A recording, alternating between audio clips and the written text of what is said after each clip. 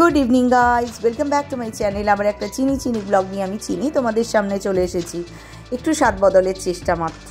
বুঝতেই পারছো আমি কোথায় এসেছি।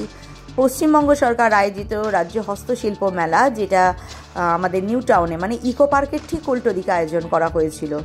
আমার আসার সময় করতে পারছিলাম না, তো একদিন চলে আসলাম ঝটিকা সফরে আমার আত্মজাদের নিয়ে। আবার একবার এসেছিলাম, সেদিন কর্তামশাই সঙ্গে ছিল। প্রথম যেদিন আমার দুই আত্মজাকে নিয়ে এসেছিলাম, সেদিন খুব যে বেশি কেনাকাটা করেছি তা নয়, কারণ পক্ষীরাজ আমার সাথে ছিল না, ফলে আমি জিনিস নিয়ে আসবো কেমন করে। আমি তো সেদিন বলতে পারো দু চোখে অবাক দৃষ্টি নিয়ে শুধু দেখে গেছি। কত দূর দূরান্ত থেকে মানুষ আসে তাদের সমস্ত জিনিসগুলোকে নিয়ে, তাদের সৃষ্টিকে নিয়ে পসরা সাজিয়ে বসে, আর আমরা আমাদের সাধ্য মতো সেখান থেকে কিনে প্রয়োজনে নিজের ঘরের সাজানোও করতে পারি, দরকারও মেটাতে পারি। আমারও হয়, তাদেরও দু পয়সা হয় আর কি। আমার এই পুতুলগুলো ভীষণ ভালো লাগে। আমার যদি একটা বিরাট বড় শোকেস থাকতো, আমি মনে হয় সব কিনে নিয়ে গিয়ে সাজিয়ে দিতাম।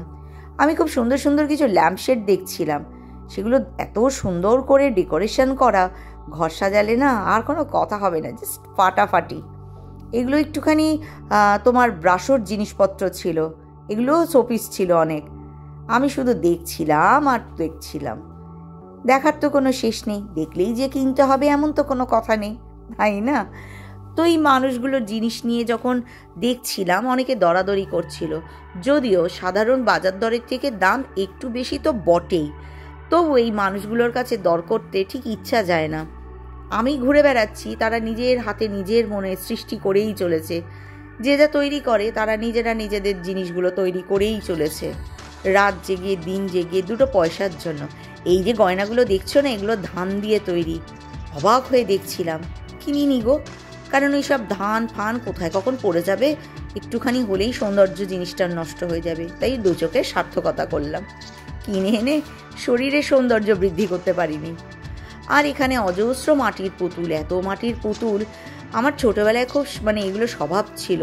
নানা রকমের সবজি, আনাজপাতি, বর্ব, কত কিছু পাওয়া যায় না, এগুলো কিনে এনে আমি তখন ঘর সাজাতাম। এখন একটু নেশাটা কমে গেছে, ওই যে বিবেচনা করার বয়সটা বোধহয় বেড়ে গেছে। এই যে ভদ্রলোককে দেখছো বাঁশ দিয়ে এত সুন্দর করে বজরা তৈরি করছিল, আর এই পুতুলটা দেখো কি সুন্দর না, যত দেখবে তত অবাক হয়ে যাবে। আমি তো অবাক হয়েই দেখছিলাম, এত সুন্দর সৃষ্টি কি করে করে। সবই মনে হয় যেন আমার কাছে বিশ্বকর্মার অবতার। এরকম সৃষ্টি কোনো মানুষ করতে পারে তো মনেই হয় না, মনে হয় হাত ধরে তাদের হাতগুলোকে প্রণাম করি, তাই না বলো?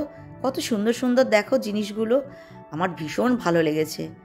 আমি লেন্স বন্দি করছিলাম তোমাদের জন্য। এইখানে কত রকমের ফটো ফ্রেম বলো, ছবি বলো, ওয়াল হ্যাঙ্গিং বলো, ল্যাম্পশেড বলো, বলার আর কোনো ভাষা নেই। আমি কিনেছি কিছু জিনিস, তোমাদের পুরো মেলার ব্লগ শেয়ার করার পর সব শেষে দেখাবো ক্ষণে। আর এখানের এই ব্যাগগুলো, শান্তিনিকেতনের ব্যাগগুলো আমি প্রতিবার দেখি, কেনা আমার হয় না, কারণ এই ধরনের ব্যাগ আবার আমার একটু পছন্দের না, আমার পছন্দটা একটু অন্য ধরনের। যাই হোক, দেখছিলাম তো এইখানে এক একটা জেলা থেকে স্টল দিয়েছে, শাড়ি টাড়ি সমস্ত কিছু। এই ভদ্রলোকের কাছে আমি একটা চপার বোর্ড দেখছিলাম। একটা চপার বোর্ডের কত দাম বলে গো, দাম শুনেই তো সেখানে আমি একদম পত্রপাঠ বিদায় নিয়েছি। আরও অনেকগুলো দোকান আছে, কোথাও জিজ্ঞাসা করবো ক্ষণে, সেখানে যদি সুবিধা মতো পাই কিনে নেব। আর আমার একটা রোগ তো আছেই, মাথার কাঁটা। কত কাঁটা কালেকশানের আমার শেষ নেই। কিন্তু এখানে ফ্রেমগুলো কি সুন্দর, তাই না? আমার তিলোত্তমার কত সুন্দর মুহূর্তগুলোকে তুলিতে বন্দি করে তারপর ফ্রেম বন্দি করে নিয়েছে। আর এগুলো দেখছো খুব সুন্দর সুন্দর পাতলা না কাঁথা বোনা আছে, হাতে বোনা কাঁথা। নেওয়ার ইচ্ছা ছিল না এটা বলবো না, কিন্তু যেহেতু আমার কর্তামশাই পক্ষীরাজ নিয়ে যায়নি, সাহস করে এত জিনিস বয়ে আনবে কে, তাই দেখেই চোখের তৃপ্তি করেছিলাম। এরপর এগুলোতে নানা রকমের শাড়ির স্টল ছিল। আমি অবশ্য ভেতরে ঢুকিনি, বাইরে থেকেই দেখেছি, কারণ ফেরার তারা তো বিশাল ছিল আমার। তো যেতে যেতে এগুলো দেখছিলাম, এগুলো সমস্ত রুমের ডেকোরেশন করবার জন্য। আর একটা জিনিস আমার ভীষণ পছন্দ হয়েছিল, কিন্তু মাথা থেকে বেরিয়ে গেছিলো, ওটা আমার নেওয়াই হলো না। খুব সুন্দর সুন্দর সিল্কের ওড়না এসছিল। আমার একটা খুব সুন্দর পিওর সিল্কের ওড়নার কালেকশানে রাখার খুব ইচ্ছা। এখানে ছিল, দরাদস্তুরও করা হয়নি, তাদের স্টলের ভিতর আমার পৌঁছানোও হয়নি। ওই আর কি, চোখের তৃপ্তি মেটানো। এই এখানে যা যত জিনিস দেখছো প্রতিটা জিনিসের দাম একটু সাধারণের থেকে মানে একদম নর্মালের থেকে একটু বেশি হলেও কিছু জিনিস ছিল যেগুলো না নিয়ে ফেরত আসা যায় না। ওই দেখছিলাম, কিছু কিনেছি আর কিছু শুধু দেখে এসেছি, এটাই। চলো তোমরা দেখতে থাকো।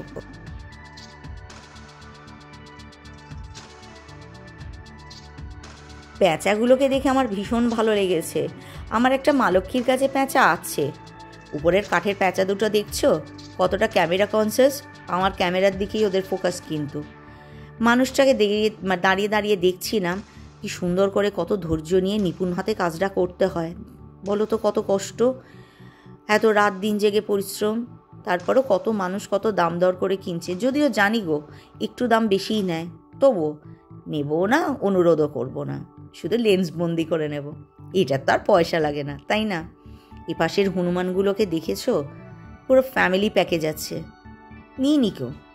তারপর যাই হোক এগিয়ে চললাম। খুশি এখান থেকে দুটো জিনিস কিনেছে, ব্রেসলেট নিয়েছে একটা পিঙ্ক কালারের। আর এখানে দেখছিলাম সবাই হামানদিস্তা খোঁজ করছিল পাথরের। আমি যে গলাটাকে ভিতরে ঢোকাবো একটা দেখবো হামানদিস্তা, ওইটুকু ফাঁকও আমার রাখিনি। এটা শুধু আমার ক্যামেরাটা গেছে, আমার গলাও ঢোকেনি, ফলে কেনা হলো না। অগত্যে আবার ফিরতে হলো। এই যে 3টে হার দেখছো না, 3টেই কিন্তু আমি কিনে নিয়েছি, ভালো করে পরে দেখাবো ক্ষণে। এনার কাছে কালেকশন দারুণ ছিল। তার মধ্যে একটা হারের দাম একটু বেশি ছিল, কিন্তু যেহেতু আমি 3টে কিনেছি তাই জন্য সেম প্রাইসেই আমাকে 3টে দিয়ে দিয়েছে। বললো কি আর করি দিদি, এত ভালো করে বললে তোমাকে তো আর না বলতে পারি নেকো, তাই জন্য 3টেই এক দামে দিয়ে দিয়েছি। আমিও আনন্দ করে চলে আসলাম। এই জায়গাটা আমার দারুণ লেগেছে, মাটির পালকি, মাটির পুতুল, দেখো যেন মনে হচ্ছে না কোনো রাজা যুদ্ধে যাবে, তার সব সেনানি নিয়ে দাঁড়িয়ে আছে। এরকম সব গম্ভীর গুম্ফওয়ালা মানুষগুলোকে দেখতে লাগছে না বলো? আমি তো এগুলোকে তুলছিলাম, দেখেছো যেন রণসাজে সজ্জিত মাটির রাজার এক যুদ্ধ দল বেরিয়েছে। যাই হোক চলো এগিয়ে চলি মেলার দিকে, তোমরা দেখতে থাকো, আমি তোমাদের দেখাতে থাকি।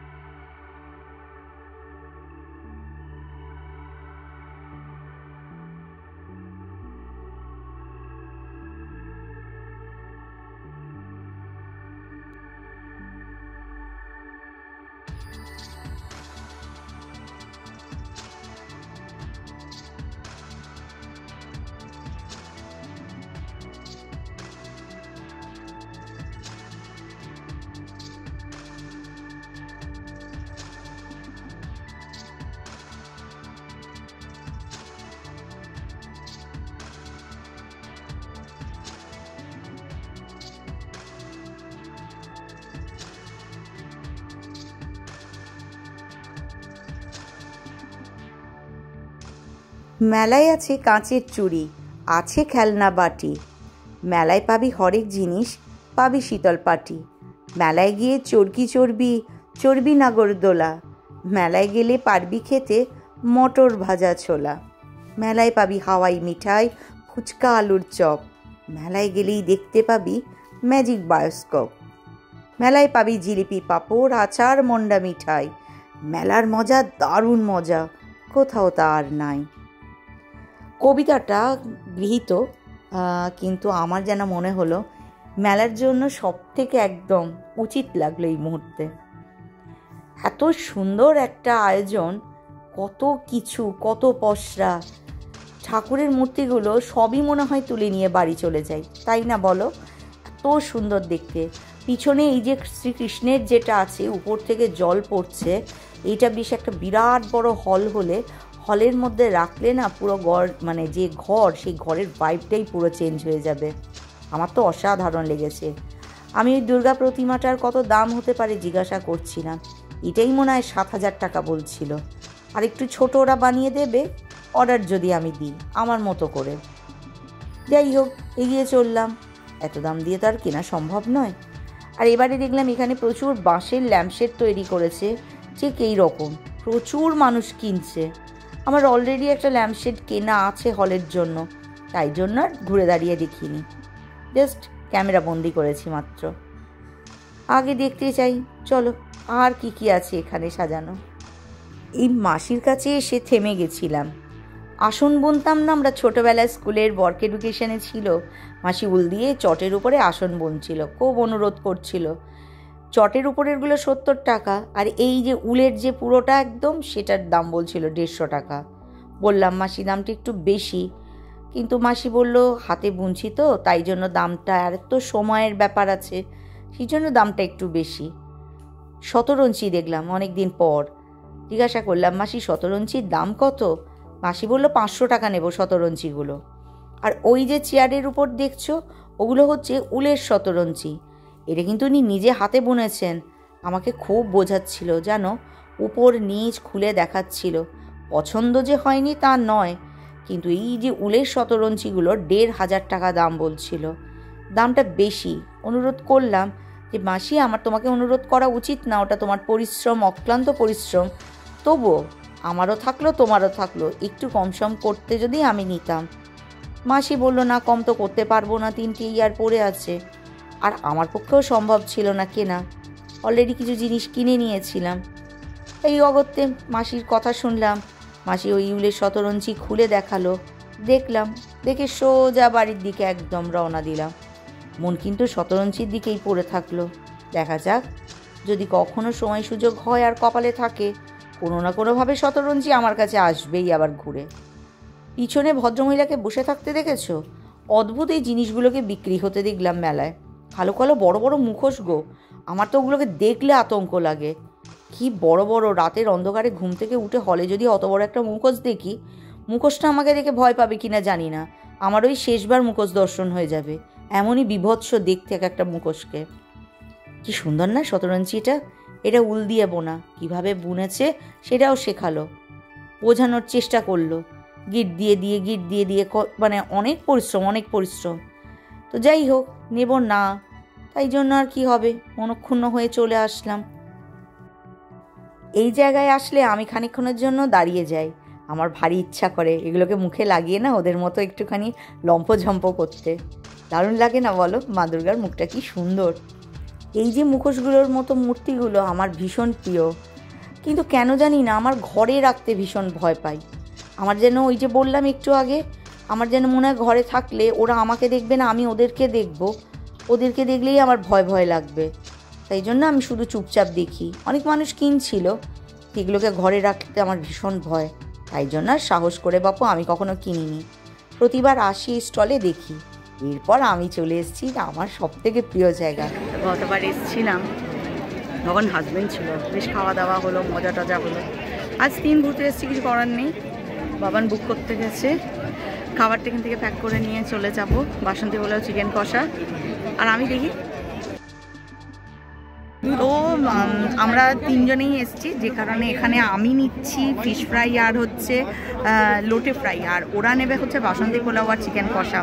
আর আমি একটু পিঠে নিয়ে যাবো। আমি পিঠে অত ভালো বানাতে পারি না, কিন্তু খেতে খুব ভালোবাসি।